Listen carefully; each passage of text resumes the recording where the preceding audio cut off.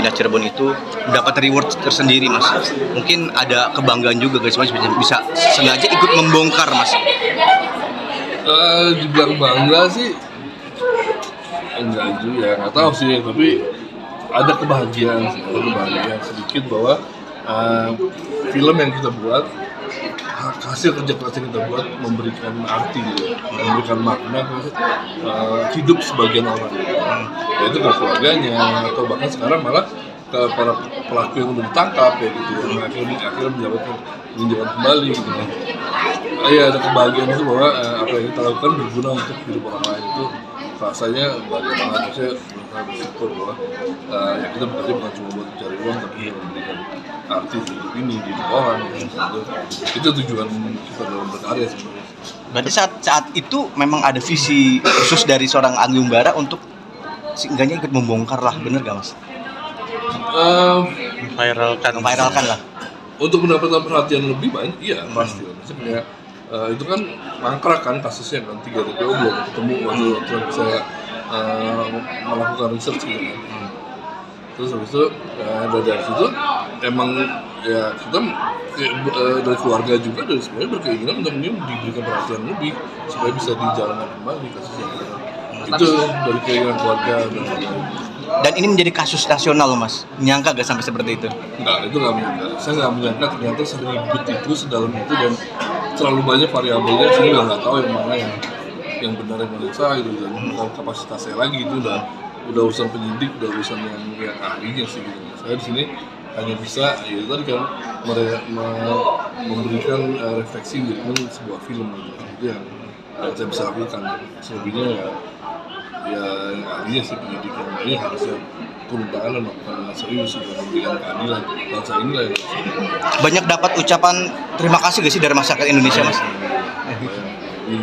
Di sosial media, di semuanya, dan ya teman-teman juga yang emang ikutin saya, film saya juga kasih appreciation gitu bahwa film ini beda, maksudnya memberikan arti tadi kan gitu.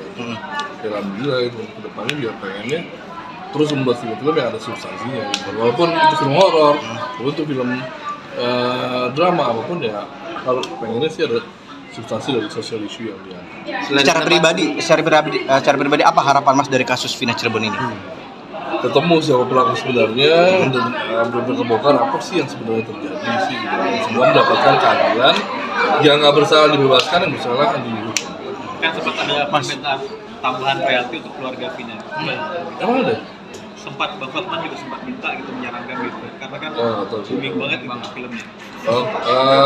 Urusan itu sih, urusan nominal itu urusan produser, saya nggak pernah tahu dan nggak pernah mau tahu juga sih. Jadi ya balik ke hak dan kewajiban masing-masing aja. Sama satu lagi Mas, tanggapannya Mas soal ini Mas, banyak hujatan yang artinya pro kontra ya, banyak juga yang kontra yang tentang terlalu didramatisir film ini dan nggak sesuai dengan apa yang diinin. Ada juga seperti itu, tentang kamu sendiri seperti apa Mas? Dari ini film Vina ini bukan satu-satunya film yang berdasarkan kisah nyata.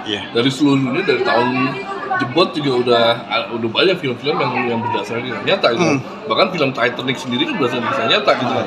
1.500 orang lebih meninggal dalam tragedi itu gitu. Tapi juga itu dibikin sebuah love story yang bisa dibilang lebay atau segala macam juga gitu. Maksudnya itu menjadi sebuah creative license dari kita para sineas, para pembuat film yang emang bisa dibilang ya kita pelaku seni gitu. Kita melakukan apa yang disebutnya tadi kan, seni tadi dalam bentuk film berdasarkan nyata itu kan sudah ada dijelaskan secara disclaimer kan di depan kan.